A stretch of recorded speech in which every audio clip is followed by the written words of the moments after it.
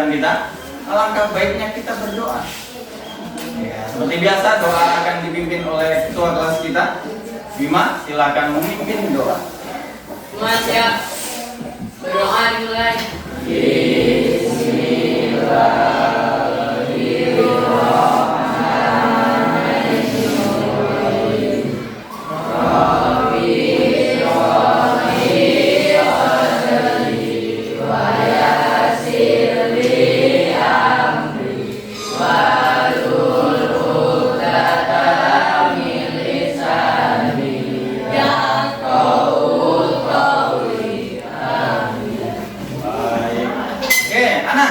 Siapa yang tidak masuk pada hari ini? Vina, apa kendalanya? Alfa. Iya. Kita doakan semoga Vina baik-baik saja. Ya, kalaupun ada kendala, izin semoga besok bisa masuk seperti sedia kala. Oke, sebelum kita mulai pembelajaran, Bapak punya sebuah video. Coba kita perhatikan.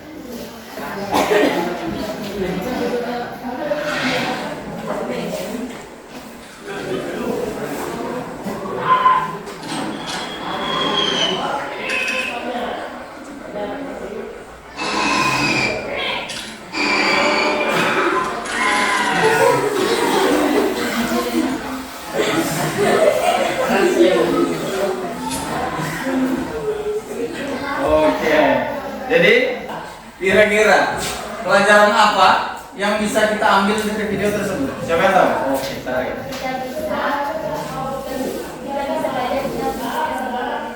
Oke, iya. Jadi benar sekali kata Sari. Kita belajar betapa pentingnya kerjasama. Kalau dalam pelajaran seperti contohnya membentuk kelompok. Kalau Bapak tanya, wah, pelajaran minggu kemarin ada yang masih ingat? Kita sudah belajar unsur-unsur pembangun teks puisi. Iya, tepat sekali. Jadi kita sudah belajar unsur-unsur pembangun sebuah puisi. Materi selanjutnya adalah apa tuh? Iya, setelah kita memahami unsur-unsur pembangunnya, kita melanjutkan dengan hari ini menulis sebuah puisi. Tujuan pembelajarannya apa sih? Jadi diharapkan nanti kalian mampu menyajikan gagasan, perasaan. Wah, namanya puisi dari perasaan ya. Perasaan, pendapat ke dalam bentuk teks puisi secara tertulis dengan memperhatikan unsur-unsur pembangun puisi yang kita pelajari pada pelajaran sebelumnya. Kita lihat video pembacaan puisi supaya kita tahu ya. Gadis Pentamuta, karya Toto Sudarto Bahtiar. Setiap kita bertemu, gadis kecil berkaleng kecil, hidupnya tak lagi punya tanda. Terima kasih. Ya, jadi ini adalah contoh pembacaan sebuah puisi. Nah, pertanyaan besarnya, bagaimana cara menyajikan gagasan, perasaan, pendapat kalian ke dalam bentuk teks puisi secara tertulis? Bagaimana caranya? Jawabannya adalah dengan merancang peta pikiran. Sekarang kita perhatikan contoh. Nah, ada warnanya. Ini namanya peta pikiran dengan tema puisinya yaitu pendidikan. Sedangkan cabangnya Bapak mulai dengan pola pengembangan adik Simba. Masih ingat? Ya. Nah, ini contoh pola pengembangan yang akhirnya jadi sebuah puisi. Sekarang, bisakah kamu menulis sebuah puisi? Bisa. Insya Allah bisa. Kalau tidak dicoba, tidak akan bisa. Mari kita coba. Langkah pertama, mari kita membentuk kelompok. Sekarang kita akan membentuk kelompok secara acak biar adil. Oke, kita lihat. Kita perhatikan dulu nama-namanya. Jadi silakan membentuk kelompok.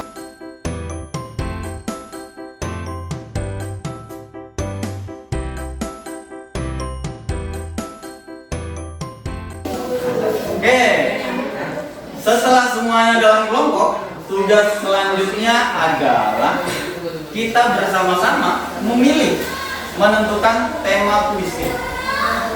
Nah, sekarang linknya sudah Bapak bagikan, silakan masuk, lalu tuliskan tema keinginanmu. Baru ada ya 3 orang. Wah, ya terus bertambah. Tulis tema pilihanmu. Kalau sudah boleh gantian.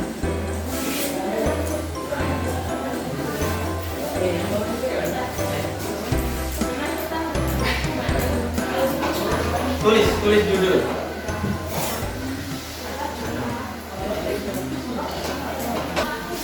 Jadi setelah kita menentukan tema, kita akan membuat peta pikiran.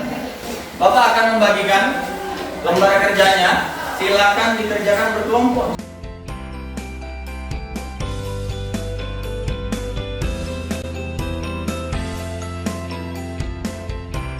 Semua sudah dapat lembar kerjanya? Nah, tugasnya adalah membuat peta pikiran. Jadi bertema pendidikan. Boleh dimulai, waktunya 15 menit dari sekarang. Kalau ada pertanyaan boleh ditanyakan dulu. Pak, ini sesuai tema tadi. Ya, sesuai tema. Temanya apa tadi? Oke, jadi temanya adalah pendidikan. Apa bingungnya? Misalkan apa? Berarti peristiwa apa yang ingin diceritakan? Guru. Ya oke, buat aja. Peristiwa apa? Boleh hari guru, tulis hari guru. Ya hari guru, nanti cabang ininya didetailkan lagi hari guru bercerita tentang apa, misalkan pawai. Mana ada pawainya enggak? Pawai atau cerita tentang sosok gurunya, gurunya. Apa lagi?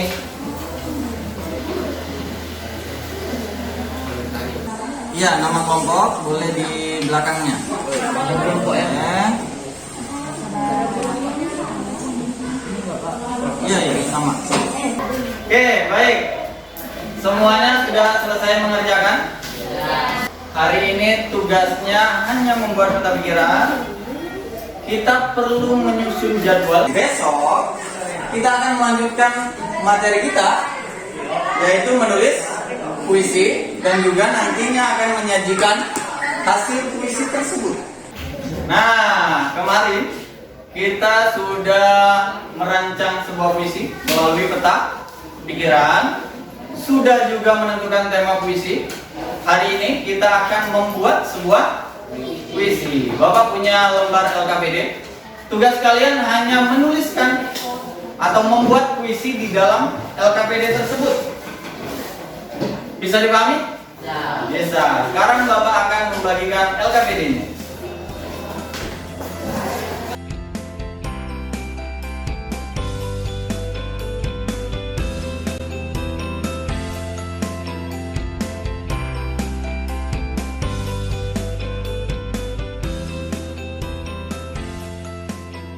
Sekarang silakan dikerjakan. Kalau ada pertanyaan boleh ditanyakan.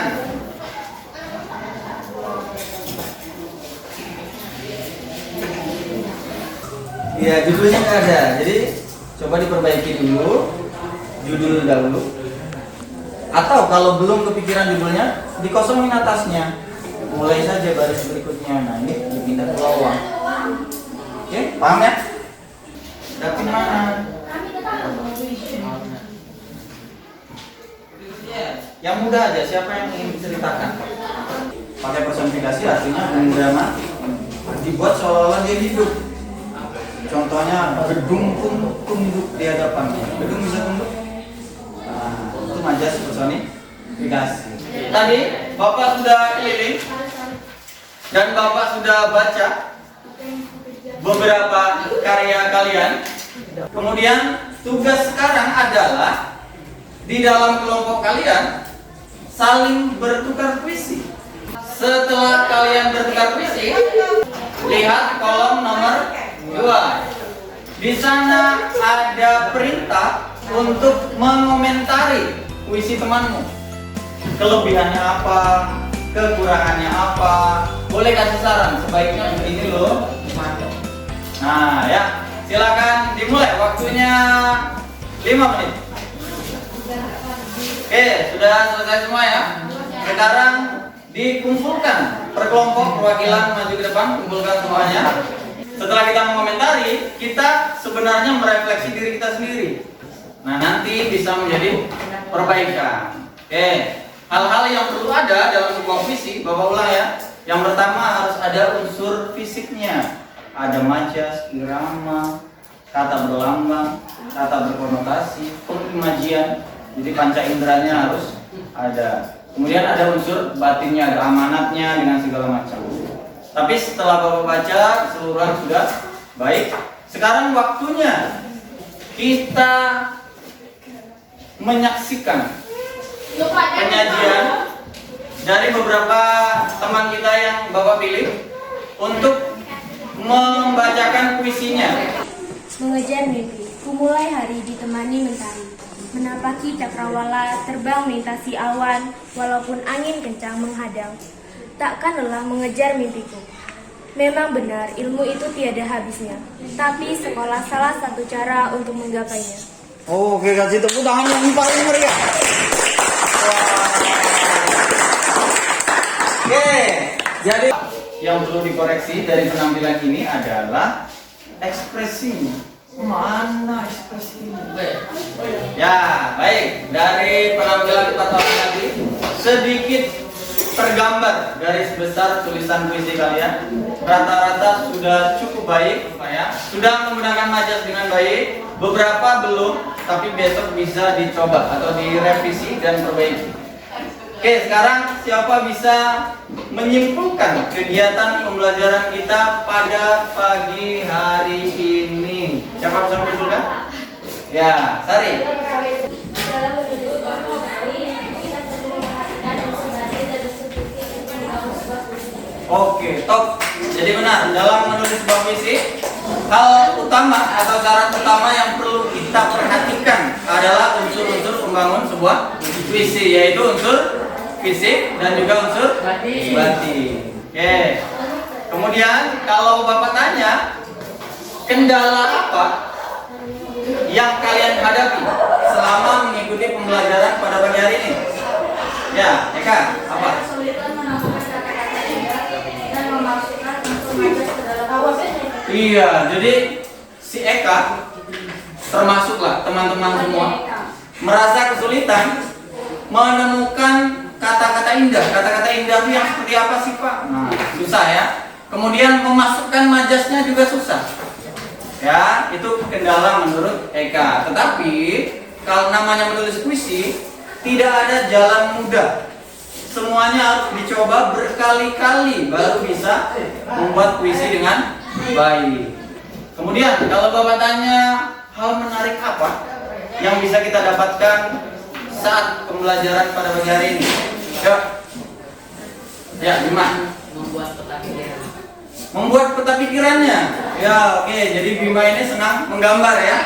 Jadi membuat peta pikiran, mewarnai segala macamnya itu menyenangkan untuk Bima dan juga mungkin untuk beberapa teman-teman yang lain. Pembelajaran kita selanjutnya masih membahas tentang teks puisi dengan pembacaan puisi. Sebelum Bapak akhiri, Bapak punya lembar evaluasi. Evaluasinya berbentuk survei. Nanti kalian centang saja yang mewakili perasaan kalian. Oke, siap? Bisa ya? Oke.